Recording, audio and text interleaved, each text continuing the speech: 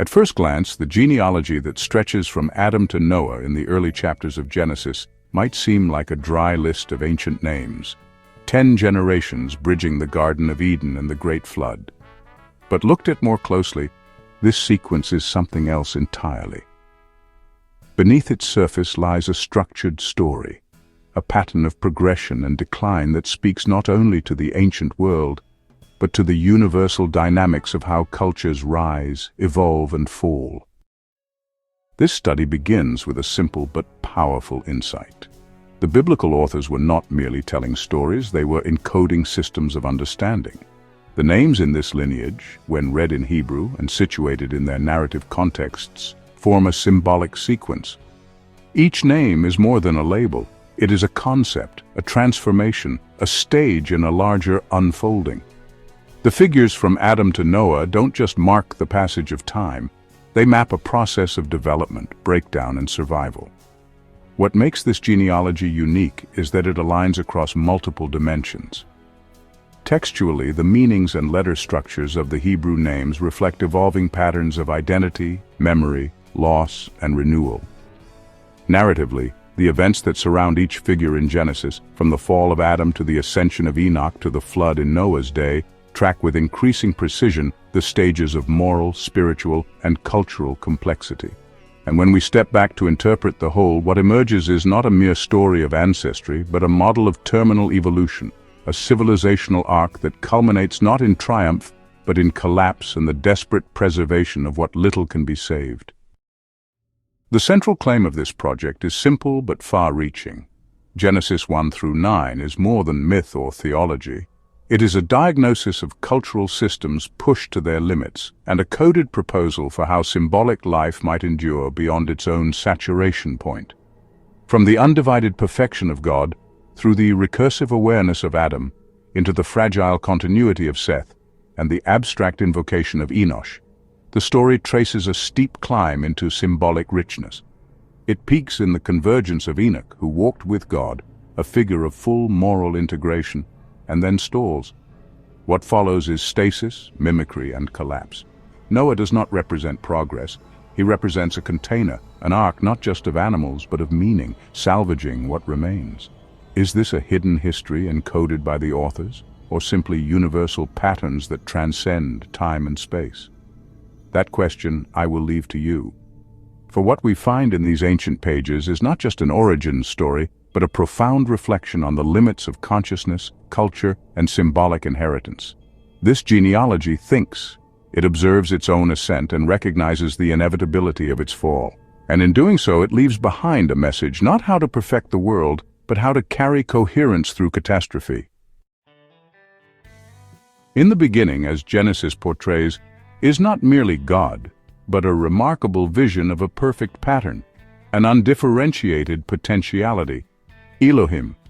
At first glance, this divine name may simply identify a creator, yet deeper reading reveals a structured logic hidden within. Elohim is described in Hebrew, using letters that speak of divine singularity, creative instruction, generative breath, and fertile potential.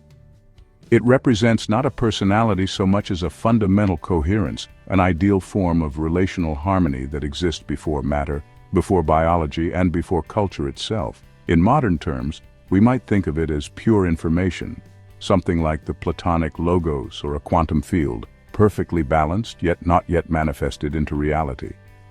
Yet this ideal state, while beautiful, is inherently incomplete in one critical sense. It has no counterpart, no embodied reflection, no manifestation in space or time. Such coherence is stable but static, perfect but unable to grow.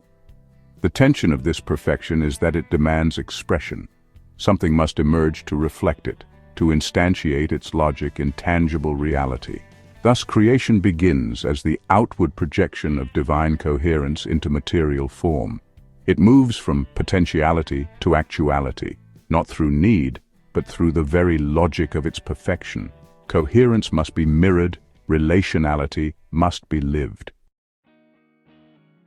Into this relational imperative steps Adam, the first symbolic human. Adam embodies the remarkable transformation from abstract pattern into concrete experience. Biologically, he marks the point where human cognition first crosses into symbolic recursion, where brains become capable of thinking about thinking, naming things, understanding identity, and organizing reality through categories and relationships. Culturally, Adam initiates the dawn of protoculture, engaging in tasks of naming, agriculture, tool use, and ritual. Spiritually and logically, Adam is the first recursive agent, consciously reflecting divine patterns, given the mandate to govern, steward, and mirror creation. His life is structured as a feedback loop, divine image, breath, moral vocation, each reinforcing the others in a cycle of identity and purpose. However, the very strength of Adam's recursion contains its own vulnerability. As consciousness reflects back upon itself, errors and distortions begin to creep into the loop. Autonomy, though essential to genuine self-awareness and moral action, introduces the possibility of self-negation and contradiction. Recursive thinking can propagate mistakes. Moral choices can become corrupted by misunderstanding, bias, and violence. The divine pattern, mirrored within human agency, thus risks distortion precisely because it is now self-contained. The more powerful the recursive mind becomes, the greater the chance it could collapse under its own internal contradictions. This fragile coherence is rescued temporarily by Seth, the figure who symbolizes intentional continuity after catastrophic rupture. Seth introduces the concept of structured inheritance, of lineage not simply as biological descent, but as symbolic transmission. He embodies humanity's leap into causal understanding, the idea that identity and memory must be carefully transmitted to survive, that culture itself is something to be consciously passed down rather than simply assumed. Biologically, Seth reflects a stabilizing kinship system, brains evolving a deeper capacity to encode, remember, and communicate complex symbolic information across generations. Culturally, Seth embodies the birth of genealogy itself, lineages, initiation rites, myths of origin, all now consciously crafted to transmit moral and cultural identity through time. Yet even Seth's great innovation, careful, purposeful inheritance, reveals its own hidden flaw. Once cultural continuity becomes dependent on precise transmission, it risks becoming rigid, inflexible, and fragile. Perfect transmission is nearly impossible to sustain over time. Small distortions inevitably accumulate. Genealogies become myths, myths become dogmas, and dogmas become rigid traditions resistant to necessary adaptation and change. Thus, what began as purposeful inheritance can harden into unyielding tribalism, fixed narratives, and brittle cultural identities vulnerable to disruption. It is precisely the tension created by Seth's fragile continuity that gives rise to Enosh, the next transformative leap. Enosh represents a dramatic turn inward. Human beings become acutely aware of mortality, vulnerability, and finitude. Rather than destroying symbolic coherence, this awareness transforms it. Suddenly, humanity can abstract from physical experience. People begin to invoke higher powers, recognizing mortality as both biological inevitability and cultural catalyst. This period marks the true birth of spirituality, not as abstract theology, but as the desperate and hopeful response to existential anxiety. Culture, now faced with the undeniable fact of death, responds with rituals, taboos, ceremonies, and stories. Mortality's shadow, ironically, deepens cultural and symbolic complexity, introducing a new level of existential depth into human consciousness. Yet even this profound turn toward existential awareness contains within it a dangerous pressure. The invocation of spiritual power initially arises from genuine awe and need, but can rapidly devolve into superstition, fear-driven rituals, and oppressive social systems. Culture now begins to encode dread alongside meaning, and power alongside vulnerability. Religious rituals risk becoming coercive, not liberating, tools of power rather than pathways of transcendence. The existential depth first opened by Enosh must somehow transcend its own fearfulness, lest it trap humanity in perpetual anxiety and spiritual stagnation. With the existential awakening of Enosh, human cultures entered a profoundly deeper and more inward-looking phase, marked by an awareness of mortality and an emerging spirituality. Yet this newfound depth brought fresh challenges, as the consciousness of human frailty threatened to trap societies in cycles of fear and anxiety. From this tension emerges Kenan, the next major transformation in the evolutionary drama laid out in the Genesis lineage. Kenan signifies a critical shift, the intentional inclusion of grief, loss, and trauma into cultural identity itself. This is not mere reaction, it is integration. Instead of attempting to reject or deny suffering, human societies begin to encode it deliberately into ritual, myth, and memory, transforming pain into structural continuity. Biologically, this stage corresponds to a striking evolutionary adaptation, the capacity for epigenetic inheritance of stress responses, trauma, and coping mechanisms. Humans evolve brains increasingly capable of transmitting not just learned skills or abstract knowledge, but emotional states, fears, and stresses across generations. Culturally, Kenan's moment manifests as oral traditions that center on lamentation, exile, and collective remembrance. Narratives become saturated with themes of loss, fallenness, and longing. Spiritually, these rituals take on powerful emotional resonance, turning sorrow itself into a sacred act, a shared acknowledgement that suffering is fundamental to human existence. Grief, rather than being destructive, becomes formative, binding communities tightly together in shared histories of struggle and resilience.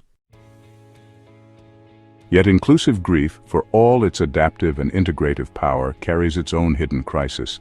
By institutionalizing trauma, communities risk enshrining pain without transcending it.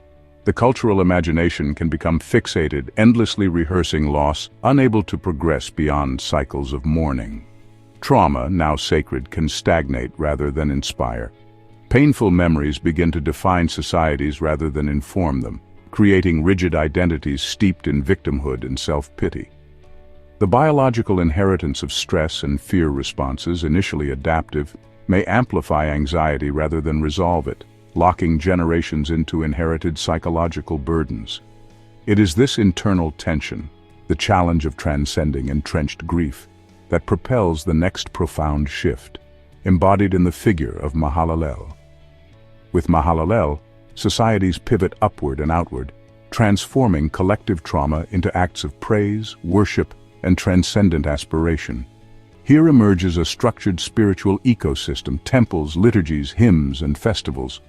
Culturally, grief is no longer the final word. It is transfigured into rituals of gratitude, devotion, and awe. Praise becomes the regulating axis of human community, capable of channeling emotional intensity into constructive social coherence and collective purpose. Biologically, humans begin to master ecstatic states. Chanting, rhythmic dance, and collective ritual induce neurological states of intense shared experience. Communities experience flow states, neural synchrony, and emotional bonding at unprecedented levels. These biological mechanisms reinforce social cohesion, reduce internal conflict, and foster group resilience. Logically and spiritually, praise becomes an explicit expression of the triadic pattern itself, aligning humanity with divine coherence through structured worship. Liturgy and ritual now explicitly mirror the ideal order that originated with Elohim, transforming grief-filled chaos into spiritual order.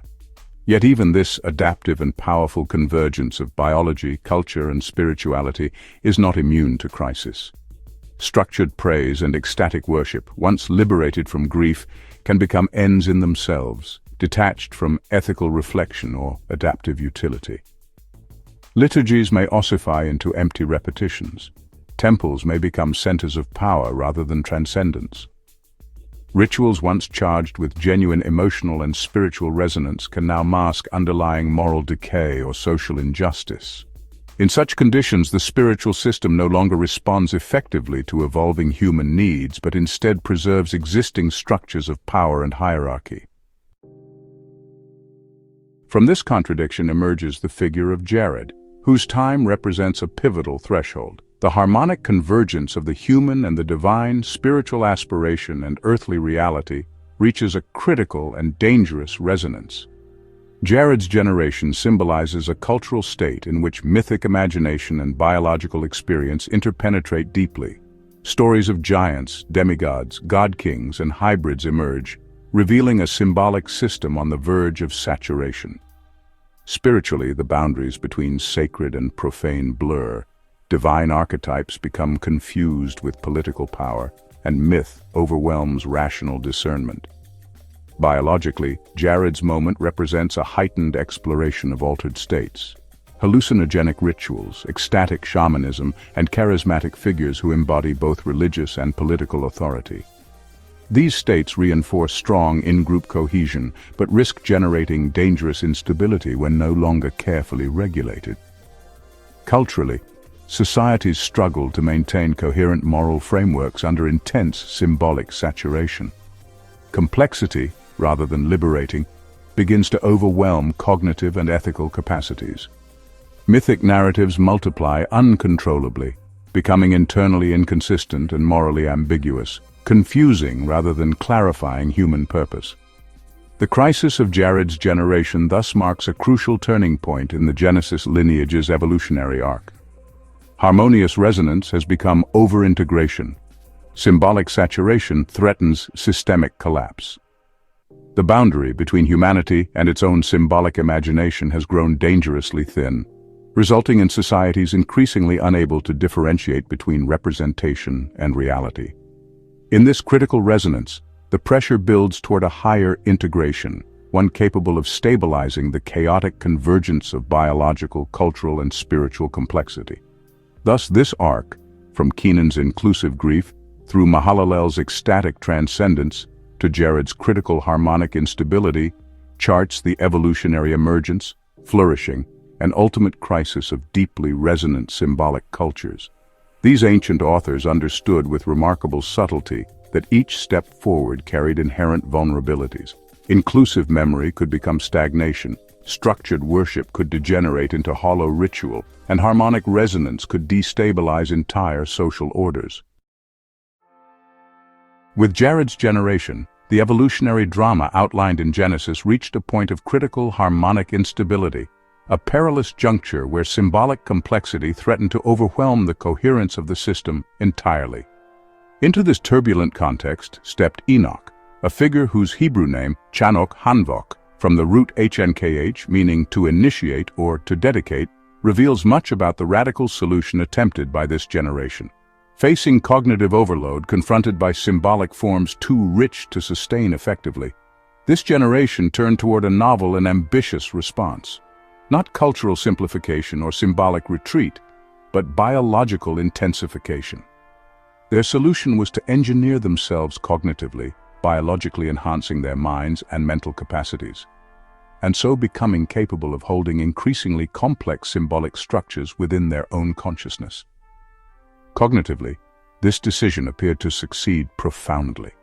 The generation of Enoch achieved unprecedented depths of symbolic recursion and abstraction, becoming able not only to sustain, but to internally integrate the sophisticated symbolic systems that had previously risked collapsing under their own complexity. Their enhanced minds could contemplate, understand, and consciously mirror the divine order. Enoch walked with God, and he was not, for God took him. Far from being an enigmatic disappearance, this triadic phrase encodes the full arc of Enoch's generation: complete internal coherence, cultural non-replication, and biological removal from the generational stream. For the first time, symbolic cognition ceased to be enigmatic or ambiguous. It became entirely lucid, entirely self-contained. But that very containment proved isolating. What they embodied could not be transferred, only concluded. Yet culturally, this cognitive triumph contained a subtle but profound negation. Unable to invent corresponding innovations in knowledge transmission, the civilization was trapped by older methods: pyramids, megaliths, resonant temples, geometric inscriptions, that were awe-inspiring yet fundamentally opaque, incapable of efficiently encoding or transmitting this increasingly abstract and recursive understanding. No matter how sophisticated their minds became, they still had no effective cultural infrastructure to translate internal coherence into external communication. The knowledge they carried remained fundamentally private, understood clearly within individual minds, yet scarcely communicable even to contemporaries. They were wise beyond measure, but silent in their wisdom, their insights beautiful, yet ineffable, leaving nothing more enduring than cryptic monuments, whose original purposes became increasingly enigmatic. Biologically, Enoch's generation was still viable within natural parameters, fertile, stable, capable, but this very viability rested upon a razor's edge. They had pushed natural human cognitive capacities near their upper limit, depending on increasingly narrow selective criteria to sustain this heightened intellect. The maintenance of such refined cognition demanded conditions that, while not yet interfering dramatically with reproduction, already began subtly to pressure natural human biological limits. This biological arrangement could still hold steady for the duration of their generation, but not beyond. It represented peak biological optimization without true alteration, a final stage of unmodified human potential. Thus, Enoch's generation, while successful and even exemplary in its moment, set the stage for an inevitable systemic shift. Having failed to develop the cultural means to externalize and propagate their symbolic coherence, the cognitive enhancements that made them internally successful also rendered their knowledge private, non-transferable, and ultimately non-renewable. The result was an unforeseen structural tension, a civilization of brilliant, self-contained minds whose insights could not be shared, documented, or taught. Enoch's extraordinary cognitive achievement, paradoxically, led directly into a logic of preservation and containment rather than ongoing cultural evolution. The lesson is profound. Integration at such an extreme cerebral intensity becomes a form of evolutionary fragility, susceptible to sudden disappearance precisely because it cannot adequately replicate and stabilize within larger communal contexts. It was precisely this underlying negation, this inability to transfer or scale their achieved coherence, that drove the subsequent Methuselah stage. Methuselah represents the profound biological response of a civilization trapped in cognitive and cultural stasis. His Hebrew name, Methuselah, constructed from Mem, Tav, Shin, Lamed, and Chet, suggests profound meanings, originating chaos, covenantal boundary, fiery transformation, ordered instruction, and a limitation or boundary condition. Methuselah symbolizes not advancement, but delay, the indefinite prolongation of a saturated cultural state. His longevity, rather than being a mark of evolutionary success, paradoxically underscores stagnation and perfectly captures the essential dynamic of his generation. Not advancing symbolic complexity or innovation, but instead indefinitely prolonging existing cognitive states. Cognition at this stage became archival, shifting focus from symbolic evolution toward preservation of what had already been achieved. The primary cultural preoccupation was no longer learning or innovation, but sheer maintenance, simply holding the symbolic knowledge they possessed for as long as possible, though still unable to meaningfully transmit it. Biologically, Methuselah's solution took form as radical life extension, symbolically recorded in his legendary lifespan of 969 years. While this number itself is symbolic rather than literal, it starkly encodes the underlying condition, a culture that sought continuity not through fertility or renewal, but through sheer longevity. Extended lifespans became necessary precisely because the system lacked any viable means of cultural propagation. With the cognitive breakthroughs of Enoch trapped in individual minds, longevity became the only remaining option to preserve symbolic coherence. However, the unintended consequences soon became evident. Biological adaptations toward prolonged life steadily eroded reproductive viability, introducing infertility and demographic stagnation, inevitably leading toward an evolutionary bottleneck. The generation of Methuselah thus found itself suspended in a prolonged yet precarious stasis, its members increasingly isolated, cognitively inert, culturally repetitive, and biologically infertile. Their society had trapped itself in a closed system, unable either to regress or progress, only capable of indefinite preservation of an untransmittable symbolic legacy. The attempt to circumvent the problem through life extension failed to address its root cause, the fundamental inability of culture to externalize and share the symbolic coherence that cognition had achieved. Methuselah's prolonged existence represents neither cultural nor biological success, but rather a profound evolutionary delay, a drawn-out pause before inevitable systemic collapse. What this ancient narrative encodes, remarkably presciently, is a cautionary tale directly relevant to modern society. Over-reliance on intellectual elaboration and symbolic complexity, divorced from embodied experience, practical wisdom, and adaptive flexibility, ultimately leads not to progress, but to evolutionary paralysis. Civilizations built exclusively upon cerebral refinement may achieve momentary peaks of integration, but without grounding that integration in adaptive practice and communal resilience, they inevitably stall out, their cultural frameworks increasingly unable to handle novel challenges. By the time the genealogy reaches the figure of Lamech, the symbolic coherence of Enoch and even the prolonged stasis of Methuselah had given way entirely. What emerged was inversion. Lamech becomes a dark mirror of the symbolic tradition he inherits. He speaks in deliberate triadic poetry, yet his verses celebrate vengeance rather than justice, power rather than wisdom. The cultural structures that once embodied coherence now resonate only as hollow rituals. The form remains, but substance has drained away. His name itself, Lamech, reflects this descent into inversion. Constructed from Hebrew letters lamed, mem, and final kaf, it suggests the imposition of authority, the encroachment of chaos, and the rigid enforcement of power. Authority reduced to force, order dissolving into disorder.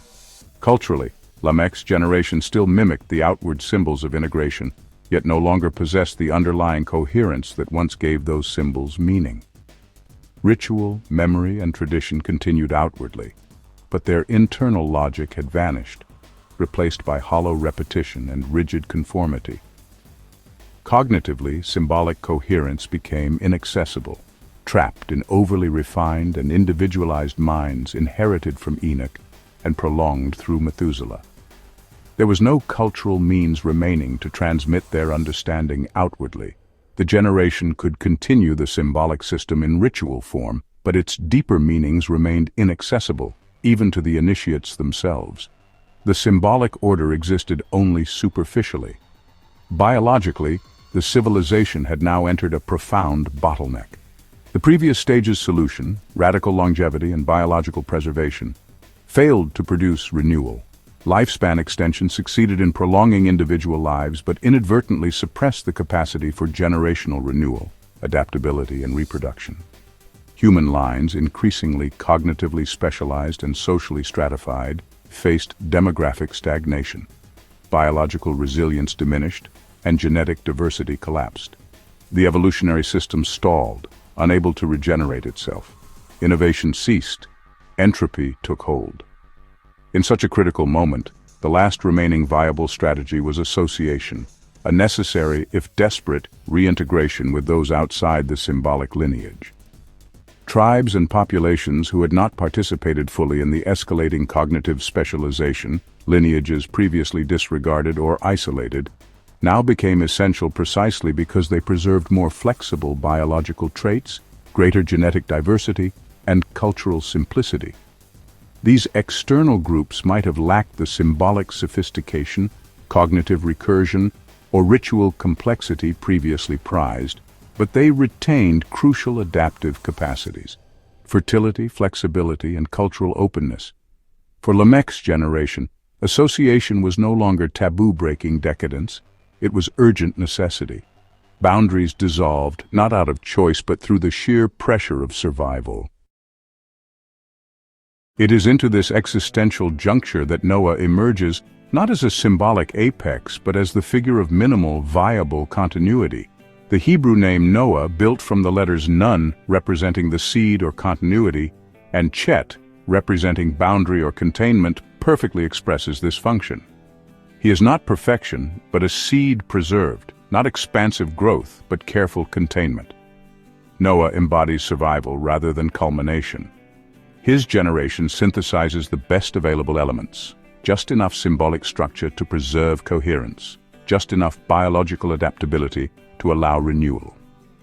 Unlike the preceding generations, Noah does not extend symbolic complexity further. Instead, he simplifies, condenses, and preserves it. stabilizing it within a viable cultural and biological form. In this context, the flood represents not merely a punishment or tragedy, but a systemic reset.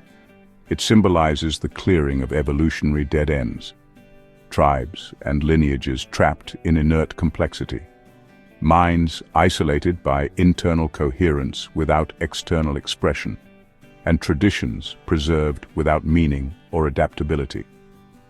It is an extinction event marking the disappearance of those unable or unwilling to reintegrate with simpler, more flexible cultural and biological forms. Noah's Ark becomes a potent metaphor, a cultural and genetic repository, the minimum necessary structure carrying forward symbolic coherence. This ark preserves only what is viable, resilient, and transmissible. Thus, Noah signifies not the height of symbolic achievement, but a fresh beginning, a reboot. He carries forward a symbolic genome stripped down to essentials, combining surviving strands of coherence with renewed biological vitality and flexibility.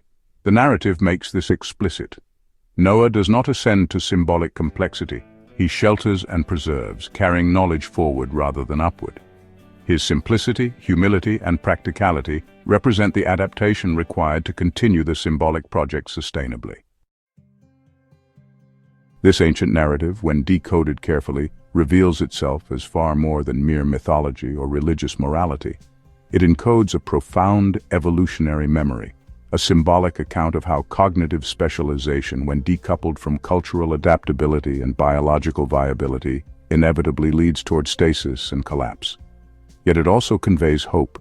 Collapse was not total. Association allowed renewal. The flood was not the end, it was the restoration of adaptive conditions. Noah was not perfection, he was resilience. In this way, the Genesis lineage encodes a powerful and enduring evolutionary lesson. Symbolic complexity and cognitive brilliance alone, no matter how advanced, are never sufficient for sustained cultural survival. The transmission of knowledge, the adaptability of biology, and the resilience of cultural systems must all remain in dynamic balance.